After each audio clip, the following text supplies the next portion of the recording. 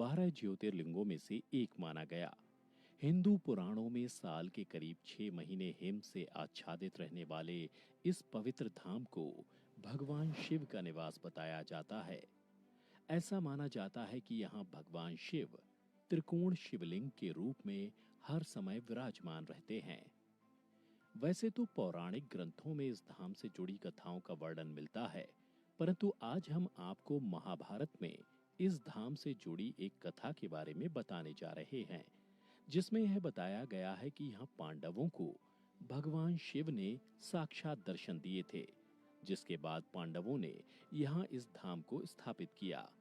तो दर्शकों, आइए मिलकर जानते हैं केदारनाथ से जुड़ी इस रोचक कथा के बारे में। धार्मिक ग्रंथों में वर्णित कथा के अनुसार महाभारत युद्ध में विजय के पश्चात पांडवों में सबसे बड़े युधिष्ठिर को हस्तिनापुर का नरेश के रूप में राज्याभिषेक किया गया। उसके बाद करीब 4 दशक तक युधिष्ठिर ने हस्तिनापुर पर राज किया।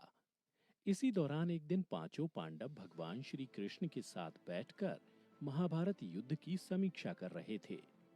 समीक्षा में पांडवों ने श्री कृष्ण से कहा, हे नारायण, हम सभी भाइयों पर ब्रह्म हत्या के साथ अपने बंधु बांधवों की भी हत्या कलंक है। इस कलंक को कैसे दूर किया जाए? तब कृष्ण ने पांडवों से कहा कि ये सच है कि युद्ध में भले ही जीत तुम्हारी हुई है, लेकिन तुम लोग गुरु और अपने बंधु बांधवों को मारने के कारण पाप के भागी बन गए हो। इन पापों के कारण मुक्ति मिलना असंभव है, परंतु इन पापों से सिर्फ महादेव ही मुक्ति दिला सकते हैं। अतः महादेव की शरण में जाओ। उसके बाद श्री कृष्ण द्वारका लौट गए। उसके बाद पांडव अपने पापों से मुक्ति के लिए चिंतित रहने लगे और मन ही मन सोचते रहे कि कब राजपाट को त्याग कर शिव जी की शरण में जाएं।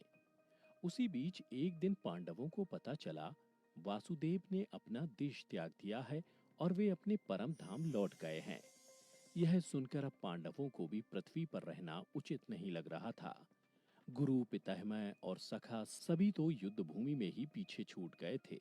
माता, ज्येष्ठ पिता और काका विदुर भी वन गमन कर चुके थे। सदा के सहायक श्री कृष्ण भी नहीं रहे थे।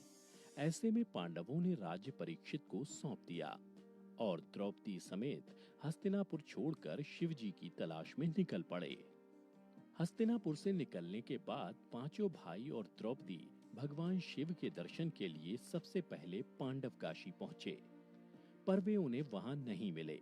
उसके बाद उन लोगों ने कई और जगहों पर भगवान शिव को खोजने का प्रयास किया, परंतु जहां कहीं भी ये लोग जाते, शिव जी वहां से चले जाते। इस क्रम में पांचों पांडव और द्रौपदी एक दिन शिव जी को खोजते हुए हिमालय तक आ पहुंचे। यहाँ भी जब शिव जी ने इन लोगों को देखा तो वे छिप गए, परंतु यहाँ युधिष्ठिर ने भगवान शिव को छुपते हुए देख लिया। तब युधिष्ठिर ने भगवान शिव से कहा, हे प्रभु, आप कितना भी छिप जाएं, लेकिन हम आपके दर्शन किए बिना यहाँ से नहीं जाएंगे। और मैं ये भी जानता हूँ आप इसलिए छिप रहे हैं क्योंकि हमने पाप किया है। युधिष्ठिर के इतना कहने के बाद पांचों पांडव आगे बढ़ने लगे। उसी समय एक बैल उन पर झपट पड़ा। यह देख भीम उससे लड़ने लगे। इसी बीच बैल ने चट्टानों के बीच अपना सिर छिपा लिया, जिसके बाद भीम उसकी पूंछ पकड़कर खींचने लगे तो बैल का धड़ सिर से अलग हो गया और उस बैल का धड़ शिवलिंग में बदल गया और कुछ क्षण पश्चात उस शिवलिंग से भगवान शिव प्रकट हुए। शिव ने पांडवों के पाप क्षमा कर दिए।